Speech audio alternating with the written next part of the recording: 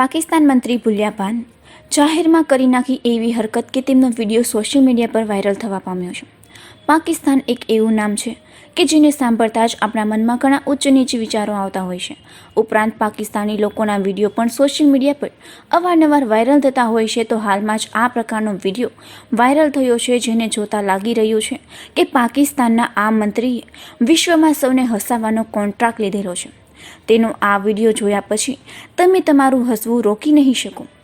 પાકિસ્તાનના જેલ મંત્રી ફયાઝ અલ હસન ચૌહાણ તાજેતરમાં જ એક શોરૂમનું ઉદ્ઘાટન કરવા આવ્યા હતા. દરમિયાન તેમને રિબિન કટ કરવા માટે કાતર આપવામાં આવી હતી, પરંતુ લાગે છે કે આ મંત્રી વિપરીત વિચારના છે.